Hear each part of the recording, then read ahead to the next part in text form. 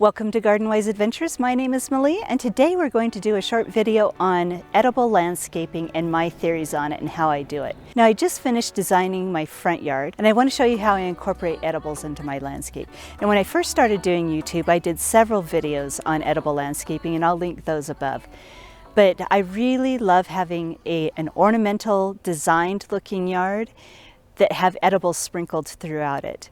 The way I design is a little bit different than permaculture, which has a little bit more of a messy look trying to replicate nature, and a little bit different than foodscaping, which is bringing your garden beds into your front yard, or at least that's the way I view it. So let me show you what I've done and kind of go through my theory behind edible landscaping. Now, I'm first going to start on this side of my yard. A lot of the plants in here are just ornamental. And I love to have lots of different textures and colors and to spread the interest throughout the season. So I do have grasses, bulbs that bloom different times. I have irises that bloom at different times. But I've also incorporated things like my pistachio, which is going to have a beautiful, interesting texture. It's going to give some height to this area. I've also got my figs that I still need to uncover. I'm going to give them another week or two because we're going to get down in the 30s. And if you look down here, we've already got some figs that I want to protect. This guy's also coming out of dormancy. But we have my figs. And then we have this beautiful Vitex agnus castus, which is a medicinal tree. The seeds are edible and you can make tea with the leaves. So that is edible. Another thing that I put out here is I'll put my ground cherries out here as a low ground cover.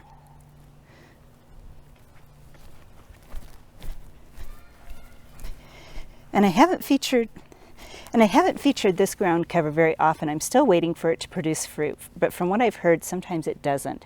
This is a Rubus pentalobum, and it supposedly produces small edible raspberry-like fruits, which some say are delicious and some say are okay. But anyway, this one has not produced fruit yet, but it is an edible plant. In this area of my yard, the way I'm incorporating edibles is first the shrubs and the trees. All the trees here, pretty much, except for the spruces. Actually, I even think the spruces can have some medicinal parts to them. But we have pawpaws, medlar, we have some almonds. The shrubs in the back here. Let's go over there and look. These are chokeberries, which are edible.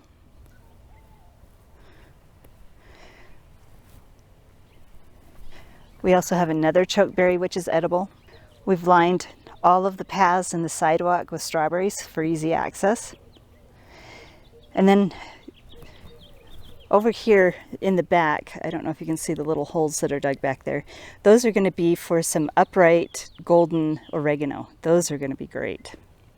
Over here we have another tiny little fig that's going to be growing.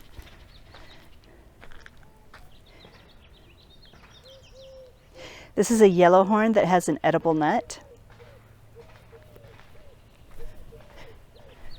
We've got a little pomegranate tree that's coming out of dormancy. And we've got a couple of hazelnuts. I also plan on adding quite a few ground cherries in this area. And last of all, over here we have a couple of bush cherries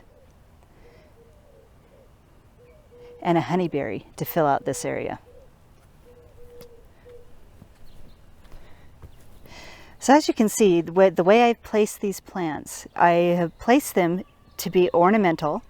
They're each going to serve a purpose. You know, they're going to either give height or they're going to give privacy.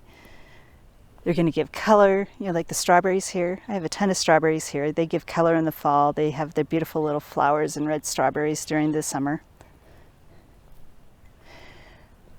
But I try and choose edible plants that have something else to offer the landscape. Now, I did bring a veggie garden bed up front, although it doesn't have veggies in it right now. It has all the snapdragons that I tried growing. But this bed, the irrigation is connected to my garden bed, so it'll go off 3 times a week, so I can put annuals in here and edibles. What I think I'm going to do is line the back area with some chard and some kale. We can also put cabbages up here if we want. There's a lot of different things that we can put up here that are extremely ornamental.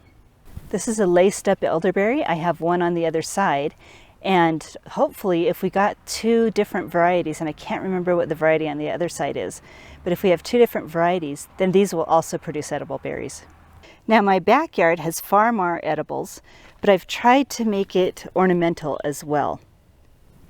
We have a lot of currants on this side, a honeyberry. We have a few strawberries peeking through. We've got lemon balm. And then this is my food forest where everything is edible except for the spruces. Even the junipers get juniper berries. The landscape plants through here are generally herbs that are edible. And then I tried to make my garden beds as ornamental as possible, all the way up to my fruit trees. And I prune my fruit trees so that they're pleasing to look at. I try to keep them in check and looking really nice. The choke cherry sometimes produces fruit that is edible, but I think but this is a Canadian red choke cherry, and they are a little more sterile than others are. So down here's another little tiny ornamental ground cover that's just barely starting to poke through. I have 4 different varieties, but these are the Arctic raspberries. I have yet to harvest any, but I think this year I should be able to harvest some because these were planted last spring. I'm really excited about these. Another really pretty ornamental yet edible is sea kale. This is really hardy and it's perennial. This is coming back from last year. The bulbs here that are going to give me flowers in the fall, these are saffron, and they're absolutely gorgeous and very edible. Now another thing I'm going to add more of, because they can be really ornamental and pretty, is containers. This area needs to be finished. I need to get a little table where I can put, a pot with herbs on it or whatever I want. Get a few more pots, add edibles to those. Then we've got my green stalk planter, which I think is really quite pretty. We've got lettuce and strawberries and some pansies that are edible in there. So when I'm adding ornamentals to the landscape, I look for multiple purposes in them and to make sure that they are low maintenance and something that even if you have ordinances in your area that forbid the use of edibles in the landscape, that if people look at them, they don't actually even know they're there because they're so beautiful and they serve a purpose in your landscape. They've either got to have color certain times of the year like the service berries, add structure like the trees do, be a shrub that is really pretty. So when you look at your landscape and you're thinking, okay, I need a plant that has color or flowers or pretty berries or good structure over the winter, think about all the different edibles that you could possibly put in there and see if one of them would work. A lot of the edibles that are really great at landscaping are the herbs. Some of my favorite ones are rosemary, which is absolutely gorgeous and can be evergreen. In Utah, you need to put it in a more protected spot though, because sometimes they have a hard time surviving the winter. Burgarten sage is an absolutely glorious one. Tricolor sage. I love winter savory. That's another great one. Thyme is perfect for landscaping with. We have actually some thyme that I didn't show you here in my front yard that I'm landscaping with. Maybe I'll show you that in a different video. Right now it's kind of tiny and hard to see. Strawberries are a perfect one because they give you all season color and they give you all season interest. So I challenge you to go out and find at least one edible that you can put in your landscape. Maybe more. The more, actually to me, the more the better. So I hope you've enjoyed this video. If you do enjoy my videos, please like and subscribe and go have a wonderful garden adventure.